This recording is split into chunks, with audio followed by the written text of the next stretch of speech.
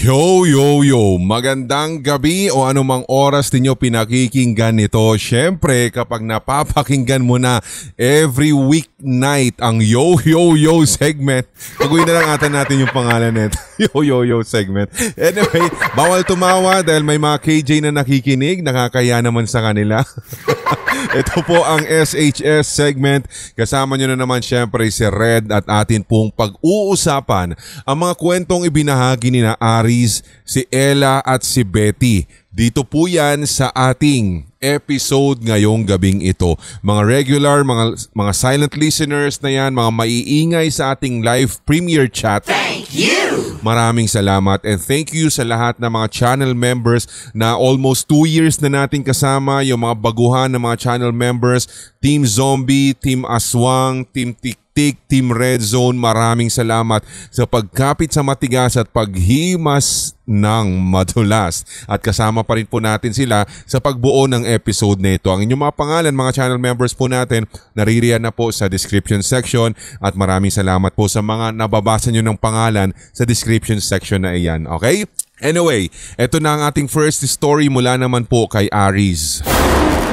You are listening to Subscribers Hilakbot Stories, true horror stories submitted by HTV Positive listeners.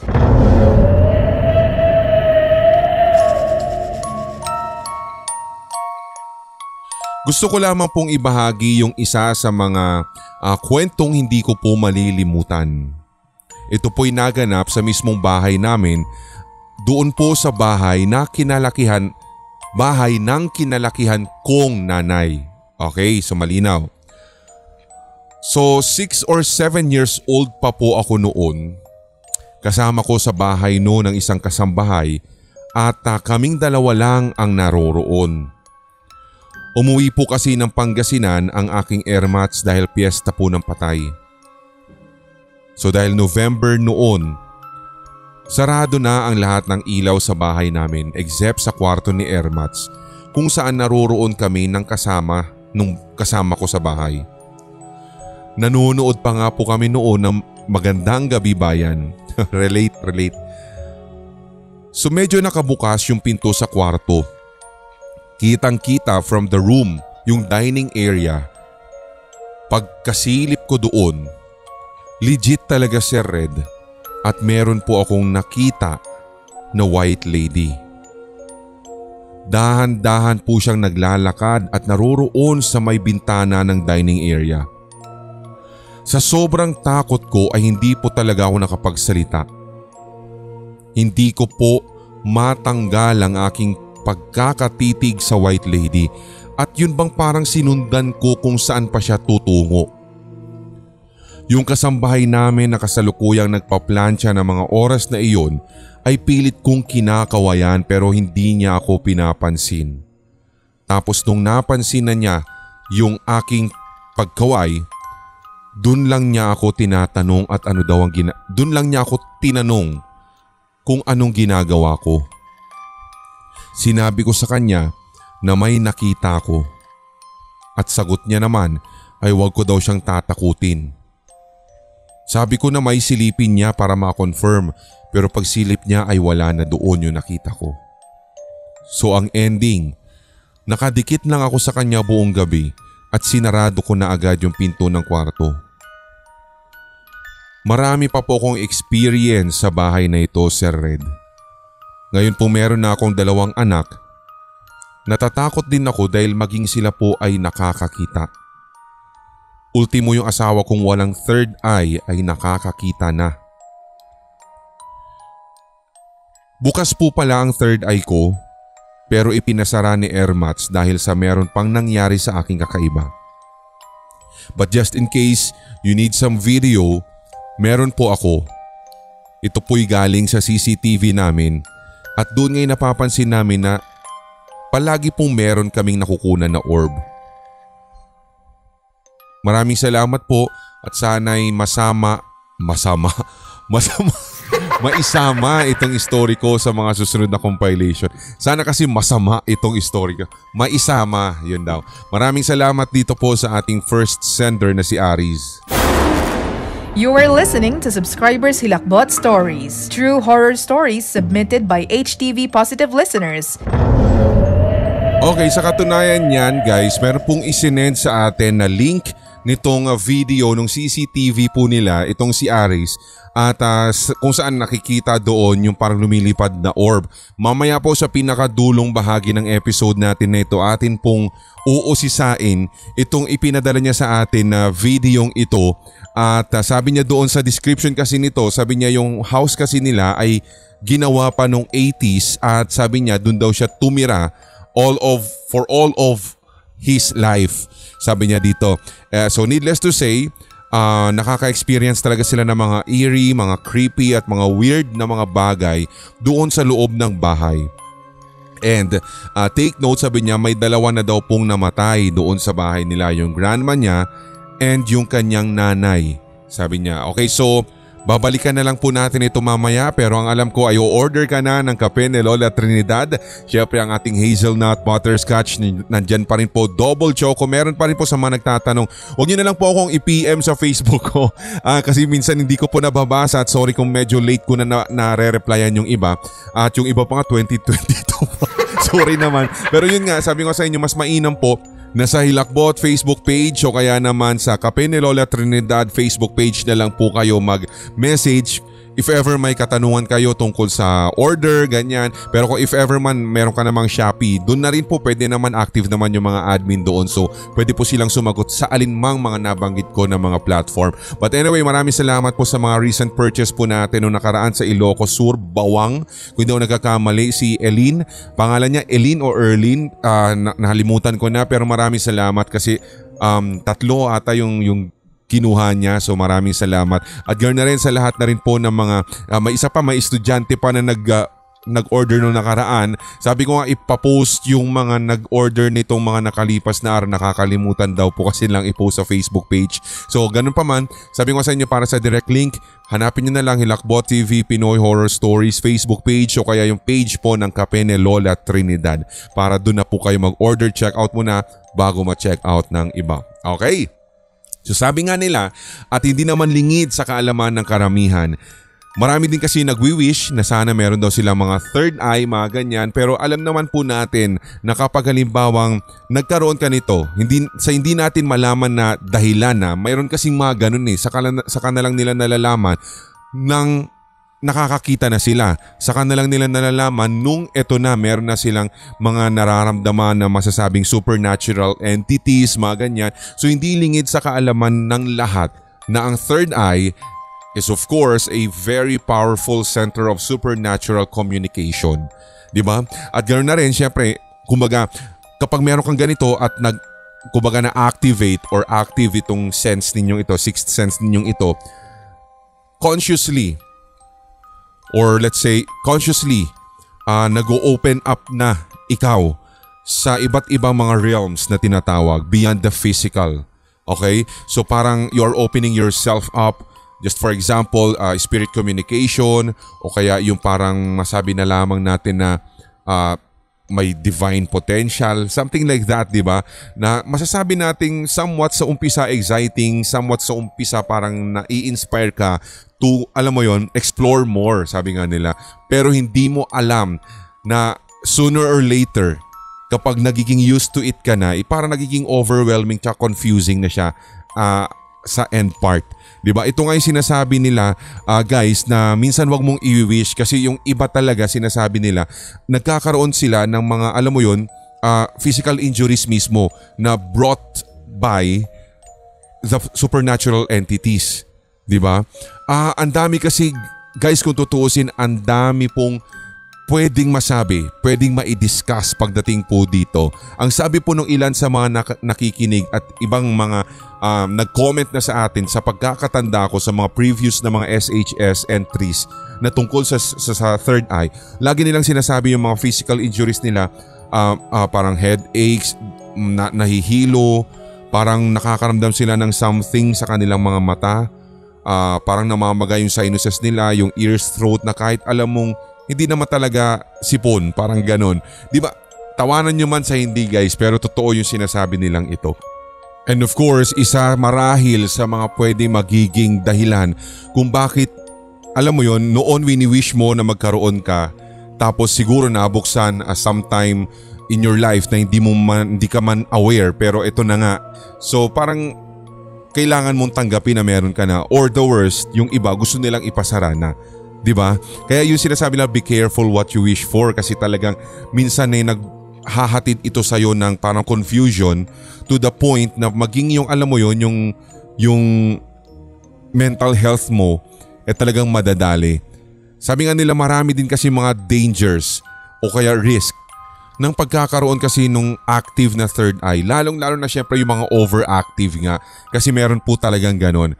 Kasi constantly nakakaramdam ka, nakaka-pick up ka, nakakasagap ka ng mga feelings, mga thoughts, or kaya nakaka-sense, nakakadinig, nakakaramdam, nakakakita ka ng mga presensya ng mga ito non-physical entities na kung saan ito po yung magiging dahilan kung bakit parang nagme-mess up siya sa utak mo sa iyong perception tungkol sa reality. Weirdo ba? Nagsasalita tayo ng mga ganito, pero totoo po yun guys, sa totoo lang. Lahat ng may mga third eye sigurado na nakikinig sa atin ngayon, depende sa kung papaano o gaano kabigat yung mga naging experiences nila, or ano yung mga paraan kung paano nila nabuksan or naisara kahit kukonti man lang yung kanilang third eye, ay pwede pong makapagpatunay na itong sinasabi po ng inyong lingkod ay may katotohanan. Ibig sabihin, hindi po ito yung parang opinion ko lang pero kasi sabi ko sa inyo, inaaral din po kasi namin ito mula po sa mga grupo na sinalihan namin, and mabuti na lang may mga kwento tayo na sinesend sa ating sindakstories2008@gmail.com na kung saan pwede nating ma-connect, ma-associate yung mga natututunan at mga pieces of information or details dito sa mga nababanggit natin tungkol sa mga third eye. Kaya mag-isip ka muna bago mo pabuksan, o kaya sabihin na lamang kung meron na innate kumbaga itong third eye sa'yo, papaano mo na o-overcome, ano yung ginagawa mo talaga para at least kung nakaramdam ka, nakadinig ka, nakasense ka ng presensya ng supernatural being, ano yung ginagawa mo? Or kung sakali man na may nakikinig sa atin na sinasabing nagpasara ng third eye niya para hindi na humaba tong discussion, ano yung ginawa nyo? Kasi marami pong sinasabi na, huwag kayong magtitiwala agad doon sa mga sinasabi ng iba, lalo na sa mga blog site na kung paano daw isara yung third eye, mga ganyan, o kaya yung parang sundin mo to para a simple but effective method kasi ito on how to close your third eye. Minsan kasi wag daw kayong maniniwala doon. Mas mainam na humingi kayo ng tulong talaga sa mas nakakaalam. Humingi ka ng tulong at wag mong gagawin parang DIY, wag DIY, do it yourself, kasi mas mahirap dahil hindi mo pa alam yung consequences, di ba? Mabuti na lang kahit papaano guys, ang third eye ko lang naman ay yung parang yung ako lang nakakakita ng mga hugasin sa lababo, ako yung nakakakita ng mga kalat na nasa sahig, parang ganon, na dinadaan-daan na lang ng mga kasama ko sa bahay, ganon ang third eye na meron ako. Tama na. Baka nadidinig na sa kabilang kwarto lang. Anyway, ito na nga tayo sa second story, at dun sa mga kararating pa lamang, second story pa lang, huwag kayong mag-alala. Okay, mamaya ng konti, meron tayong ipapakitang video, at ito po ay isinend sa atin din kasi ni Aris, yung first sender natin. Anyway, ito na ang second story. You are listening to Subscribers Hilakbot Stories, true horror stories submitted by HTV Positive listeners. So, ito po yung nangyari nung family reunion namin 2018, at hindi ko po talaga malilimutan. So, umpisa pa lang po, Sir Red, ay napansin ko na sa tinitirhan ng lola ko sa province ay sadyang nakakatakot na. At tinanong ko nga po si lola tungkol doon. Ayon po sa kanya, itong bahay o itong ancestral house namin dito sa Leyte ay isa daw po pala sa mga ginawang headquarters ng mga Hapon. So basically, tumira po sila doon nung panahon ng digmaan. Ang sabi, maraming bata daw ang nagsisitakbuhan sa bahay nila, lalo kapag pag sumasapit na ang 12:00 ng hating gabi hanggang magmamadaling araw, 4 a.m. So, wait, medyo naguluhan ako sa umpisang yon. So sabi niya parang panahon daw ng mga Hapon, naging headquarters yung ancestral house. Okay. So itong mga sinasabing maraming bata na parang nagtatakbuhan sa bahay nila kapag madaling araw ay mga believed to be ghost na mga bata. Okay. So ako hindi talaga po kasi katulad ng iba na kapag kinikwentuhan ng mga ganito ay natatakot agad. Kasi una, sobrang dami din namin kasi nung time na iyon sa malaking bahay ng lola ko. Mukha talaga siyang mansyon talaga si Red at hindi ko na lang po i-detalye kung saan dito yan sa Leyte. So sumama kami sa reunion, yung iba pa nga hinintay namin dahil galing ng ibang bansa at meron nga po mga kasakasama na yung mga tiyahin ko na mga foreigner nilang mga partner. So sa dami namin, kaming mga magpipinsan ay nag-try na gumala sa kalakihan ng ancestral house. Ngunit isa sa mga kasama namin yung umayaw dahil may nararamdaman daw po siyang kakaiba kaya dun lang siya sa mama niya. So lahat ng tita ko pati si mama ay nakaranas na daw na makakita ng multo sa bahay na iyon. Kaya napaisip ako na maging yun na lang yung squad goals namin magpipinsan. So ayun na nga. Una pong pinuntahan namin ay yung basement. Doon ngayon nakita namin na may mga manikin na salansan. Pati mga lumang dolls. Nagulat din po ako noon Sir Red dahil bigla din pong lumamig yung aura nung basement. Sa sobrang takot namin at kahit wala pa kaming nakikita o nararamdaman ay kaming anim na magpipinsan ay tumakbo na papalabas ng basement at umakyat na sa first floor. Hanggang sa ito na, bigla na po as in matik po pagkalabas namin ay kumalabog yung pintuan at naglock po talaga sa loob. So nag-iyakan po kami pagkasampa namin ng first floor at trinay namin na tawagan yung mga tito, tita at si mama ko. Dahil doon ay pinagalitan po kami nila lola at tinanong kung ano daw ba ang nakita namin. Hindi po kami nakasagot dahil sa sobrang takot. Ang huling tanong po ni lola ay kung saan daw kami nanggaling at ako na ang nagsabi na sa basement. Doon nga ay ilang beses kaming pinagalitan ni lola. Kahit nga po nung mag-uumaga na ay tila hindi pa siya nakaka-move on sa ginawa naming pagsuway sa kanyang inuutos na wag daw din kaming magiging mausisa sa lahat ng mga bagay at kwarto sa mansyon o sa lumang bahay niya sa Leyte. Doon tuloy ay napapatanong ako kung meron bang tinatagong sikreto si lola o dahil nga lang ba ayaw niya kaming mapahamak. Pero yung nakita namin ng mga manikin hanggang sa ngayon Sir Red ay naaalala ko't malinaw na malinaw sa memorya ko ang mga itsura. May ibang basag yung ulo, may iba namang nakamulat lamang ang mga mata at yung mga lumang dolls nila Sir Red ay parang feeling ko ay meron pong nakasapi o meron daw nakasanib na espiritu siguro. So yun lang naman po ang aking naisikwento at mabuti na lamang po ay meron po kayong ganitong klaseng segment dahil okay so sabi niya nagiging outlet kumbaga sabi niya. So maraming salamat dito kay Ella. Medyo nabitin lang ako pero sana naman next time share mo pa kasi sabi niya dito i-share daw niya yung iba pang mga naranasan nila. Lalo nung hindi pa daw sila talaga tumigil, pinagalitan na sila ng lola niya, hindi pa talaga tumigil tong mga to. Nag 3 AM challenge pa daw sila. So sige, hintayin ko yung kadugtong nito Ella at sana maikwento mo, okay? So sana ay maisend mo agad-agad sa sindakstories2008@gmail.com.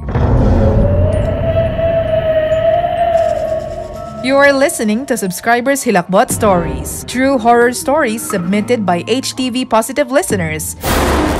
Yan ang sinasabi natin guys na talagang minsan sa mga katigasan ng ulo natin dyan tayo napapahamak.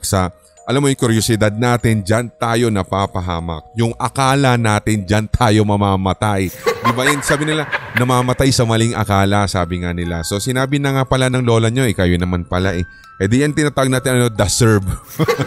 Di meron lang. Pero yun nga, sabi nga sa inyo kapag halimbawa minsan pinagsabihan kayo ng matatanda na wag daw, wag nyong gagalawin yan, wag kayong papasok sa please lang, wag nyo na lang pong gagawin, sundin nyo na lang po, di ba? Kasi tama lang naman, wag nyo na pag-isipan si lola nyo na merong itinatagong sikreto na baka meron siyang mga altar-altar dyan, tas ang sinasamba niya parang mga may sungay, gano'n, rebultong may sungay. Hindi naman siguro gano'n. Yung tama ka sa ikalawang punto mo, ikalawang rason mo, na maaaring ayaw lang kayong mapahamak dahil alam naman ninyong ancestral pala. Tapos, di ba, dyan nga kunentuhan na nga kayo na may mga batang multo nagsisitakbuhan sa taas. Tapos sinabing naging kuta daw ng mga Hapon, hindi pa kayo nagsitigil. Itong mga ito talaga, pag kukuruting ko yung mga singit nyo dyan. Tito na ba si Tito Red? Anyway, third and last story po tayo. Once again sa mga kararating pa lamang po sa ating live.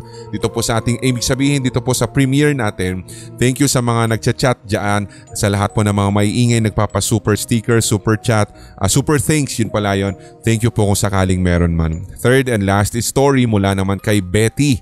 At ito naman ay tungkol daw sa kanilang, paaralan. You are listening to Subscribers Hilakbot Stories, true horror stories submitted by HTV Positive listeners. So please, sabi niya dito, okay, hindi na daw natin i-mention yung kanyang real name kasi nandirito nga nakasulat. So this is not my story at ito po ay yung kwento lang sa akin ng mga pinsan ko. Nang minsan daw po sila ay nagpagabi sa eskwelahan. Okay, so POV ng cousin niya to. Nasa school po kami ng mga classmates ko and that was grade 6 pa lamang. Nung araw na iyon, kami lamang po ang nasa school dahil Sabado at kailangan talaga naming tapusin yung project dahil bawal daw pong iuwi. Kaya naisipan naming magkakaklase na ituloy na lamang po ito ng Saturday ng umaga. So dala-dala yung bisikleta. Nagtungo na po kami doon, Sir Red, sa aming eskwelahan kahit medyo makulimlim at may isang part nga po, isang barangay bago kami makapunta sa mismong paaralan ay umaambon na. So kasama ko po yung mga kaibigan kong sina Angie at naisipan po namin na hiramin na rin yung ibang bisikleta ng mga kaklase namin para makapag-bike yung iba pa naming mga kasama. So inikot namin yung paaralan, nauuna ako sa mga kaibigan ko dahil medyo may kalakihan yung bike ko. Okay, so ito na. Nung paikot na kami, may nakita po ako sa isang classroom na isang batang babae. Naroon po siya sa upuan at sa tansya ko ay 7 taong gulang siya dahil sa kanyang height. Mahaba yung buhok niya tapos hindi ko po makita yung mukha niya kasi natatakpan po ito ng kanyang mga buhok. Yung dalawa niyang kamay ay ikinukuskus niya sa mga mata niya tapos huminto ako at napahinto din yung mga kaibigan ko. Sabi ko sa kaibigan ko ay puntahan namin yung bata kasi umiiyak. Yung kaibigan ko namang kasamang nagbibisikleta ay nangiti lang at sinabing nagbibiro daw ba ako. Siyempre hindi po ako nagbibiro at sinabi ko sa kanya na puntahan na lamang namin para maniwala siya. Kawawa naman kasi talaga yung lagay ng bata at parang bakit nag-iisa siya doon. Hanggang sa sinabi po ng kaibigan ko na wag daw akong mananakot. Sinabi kong hindi, pero ang sabi niya, wala siyang nakikitang batang nakaupo sa itinuturo kong upuan. Kinakabahan na nga daw po siya kaya nakikita ko talaga na nagbubutil na yung pawis niya at namumutla na. Nagkatinginan na lamang kami ng aking kaibigan at kinabahan kami dahil sa muling paglingon ko ay wala na po doon yung batang babae na nakikita ko kanina. So dali-dali po kaming sumakay ng aming bike para umalis sa eskwelahan kasi ito nga't palakas na rin ng palakas yung ambon. So dapat ay ako yung mauunang makaalis dahil ako nga yung nasa unahan at malaki yung bike na daladala ko. Pero dahil sa takot, Yung kaklase ko na may maliit at hiniram na bike ang siyang mas nauna pa dahil sa kanyang kaba. So sabi pa niya dito, may chance pa nga si Red na pipedalin ko na sana o magpipedal na daw po siya sa kanyang bisikleta ng mabilis, pero hindi po umaalis yung bisikleta ko sa kung saan ako pumesto. Kahit anong gawin kong pedal ay ayaw po talagang umalis o gumulong papalayo yung aking bisikleta. Kaya sinigawan ko yung nauuna ng kaibigan ko para tulungan ako, pero kitang kita sa mukha niya na nagdadalawang isip siya kung tutulungan ako. Kaya sa sobrang taranta ko, nung tutulungan na niya ako ay bumaba na ako sa bisikleta at tumakbo na ako ng malayo. At saka lang naisip ko na tila ba pinipigilan ako ng bata na nakita ko kanina sa pag-alis sa pwesto ko. Hanggang sa pag-uumpisa namin ng paggawa ng proyekto nga ay hindi po ako makafocus dahil inaalala ko talaga yung nakita kong kababalaghan. You are listening to Subscribers Hilakbot Stories, true horror stories submitted by HTV Positive listeners. Maraming salamat sa kwentong ito, Betty, at sa iyong ipinadala. Yung iniwan yung bisikleta tas mas mabilis siyang tumakbo. Yan itong mga ito talaga mga ano eh. Anyway, salamat po sa inyong lahat. Siyempre sana naman tayo tutungo sa kwentong ito. Kababalaghan sa paaralan, dati na namang sementeryo, di ba? Alam mo yung parang alam mo na mahuhulaan mo na kung bakit. O kaya namatay na estudyante dyan, mga ganon, di ba? Anyway, maraming salamat sa tatlong senders po natin. O kaya siyempre sa lahat na rin ng mga nais po magpadala. Huwag kayo magtatampururot po sa akin, mahina ang kalaban. Pero sabi ko nga sa inyo guys, may chance po talaga. Tsaka hintayin lang po natin guys. Dahil sabi ko sa inyo, hindi lang po sa SHS natin isisingit lahat ng inyong mga kwento. Ilalagay inyong mga kwento dahil nag-iisip din po tayo na gawa na ng compilation. Talagang ilalagay na natin sa mga magkakapare-parehong mga tema kasi para na sa ganun ay minsanan kumbaga at yung segue ng mga stories ay hindi po, alam mo yun, hindi siya abrupt kumbaga. Hindi siya yung parang nabiglang school horror stories tapos biglang nagpasok tayo ng call center, parang ganun. So maraming inaayos na lang po namin, i-compile na lang namin kaya sabi ko rest assured lahat po ng stories ninyo ay mai-feature dito man sa SHS, sa podcast o kaya sa isang regular episode na compilation style, okay? So salamat po sa pag-unawa. At ito na yung pinakahuling sinasabi natin, yung tungkol po sa orb. Ito nga ipapakita po natin, sabi niya dito, orb caught in our CCTV. Nasaan banda? 4 minutes kasi ito eh. So ayan, kung nakikita nyo, finorward ko na po siya. Mayroon po talagang parang ilaw oh. Alam niyo yun, may ilaw, nakikita nyo ba? Yan, pagmasdan nyo na lang po kasi pinapakita namin. Nangyari ito, 8/23/2021, tama ba to Aris? Ito po yung sinend ni Aris sa atin guys, huwag kayong malito. So babalikan ko lang as promised, sabi ko sa pinakadulong bahagi ng episode. Ayan oh. So hindi kaya insect? Parang gumagapang Tas feeling mo lang parang lumilipad siya na orb. Diba? So sabi ko nga sa inyo, meron po tayo ata second episode ng pagbabalik natin mula nang nagbalik ang SHS. Nabanggit ko yung tungkol sa orb eh. Diba sabi niya, hindi daw po necessarily na kapag may nakita, may nakunan daw tayong orb sa camera, sa photo, sa CCTV, sa videos. Hindi daw ibig sabihin na multo to or somewhat paranormal ba? Or spiritual energy. Pero alam nyo naman guys, pag sinabi nating orb kasi, syempre ayan yung sinasabi ng mga parang wandering souls, mga lost souls, mga ganyan, or mga physical manifestations of ghost, diba? Pwede daw po itong makita ng ating mismong mga mata kahit hindi daw po sa mga pictures at videos. Pero wala pa naman talaga nagsasabi na scientific proof, wala pa naman talagang claim na scientific daw dito tungkol dito sa kung ikukonsidera natin ay talagang spiritual phenomena. Pero sabi nila, may naniniwala din po sa mga eksperto na may iba't iba din pong kulay ang mga orb, sabi niya. At ito daw po ay nagre-reflect sa mood ng spirit, yung wandering soul na yan, yung emotion niya, yung current state, yung energy, parang ganon. So if ever man daw po na nakakita kayo ng orb just like ito nga nakunan sa CCTV, mag-pay close attention daw kayo because sometimes yung caller daw po niya ay meron daw pong mensahe. Diba? Sabi nga nila kapag halimbawa daw, ito katulad nito, ano ba nakikita nila dyan? White to kasi black and white yung CCTV. So meron bang white? Meron ba tayong, may nakita ka bang white dyan, Clay? White or silver, parang ganon. Ang sabi nila kapag halimbawa white or silver, sige, sabihin natin na colored na lang tong CCTV niya ha, kunwari lang. Tapos itong orb na nakikita natin ay silver or somewhat white. Ang sabi kasi nila kapag nakakita ka daw ng white or silver orb, ito ay nag-o-offer ng protection or strength, di ba?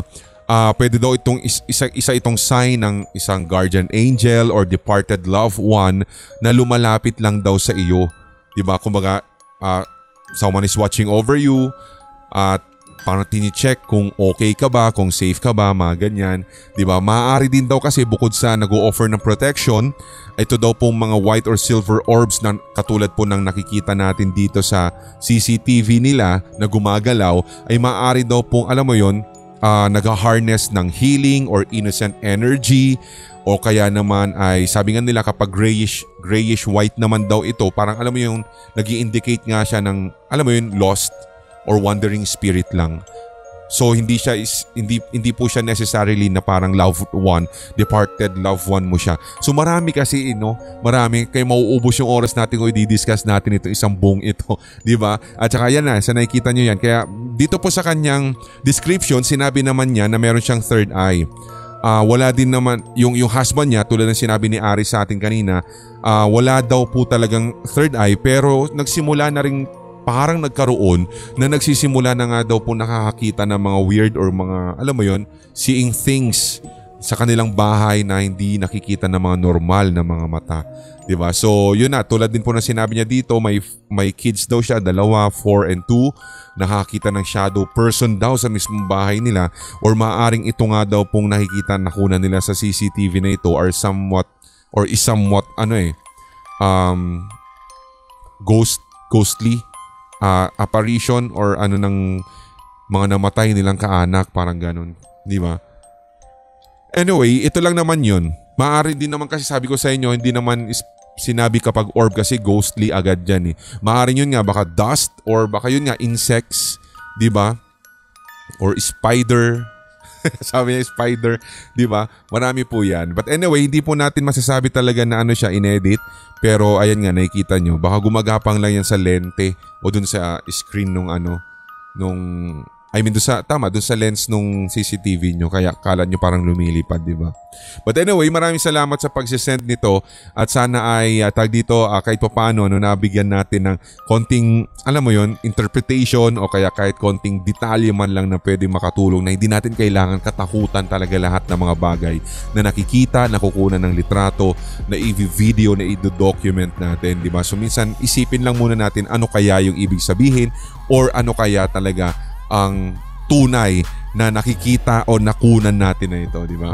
But anyway, maraming salamat guys sa inyong lahat dahil kahit papaano nag-overdue na naman yung ating daldalan at sana po na-enjoy ninyo sa mga baguhan. Please, hindi ko na po i-explain. Ganito po talaga ang format nito. Naka-episode how many na tayo? 300 plus na tayo di ba? So sana alam nyo na po, balikan nyo na lang yung first episode kung gusto ninyo pakinggan nyo na maigi ng maibigan. Mga silent listeners, regular at lahat na rin po ng mga channel members, maraming salamat. Lalong-lalo na sa mga almost 2 years na nating kasama at sa a year o a week pa lamang, welcome po sa Hilakbot TV. Ako pong muli si Red hanggang sa susunod nating kwentuhan dito sa SHS. Tuloy-tuloy lamang ang hawaan para wala ng galingan at lahat tayo ay solid. HTV Positive. Love you guys. May mga kwentong kababalaghan o mga karanasan kang kahilahilakbot na nagmumulto sa iyong memorya? Ibahagi na yan sa pamamagitan ng voice message o kaya i-type at i-send sa sindakstories2008@gmail.com. Maaari ring i-private message sa Hilakbot TV Facebook page. Ating pagkwentuhan ang inyong real paranormal experiences kasama si Red. Lunes at Biyernes, ito ang Subscribers Hilakbot Stories.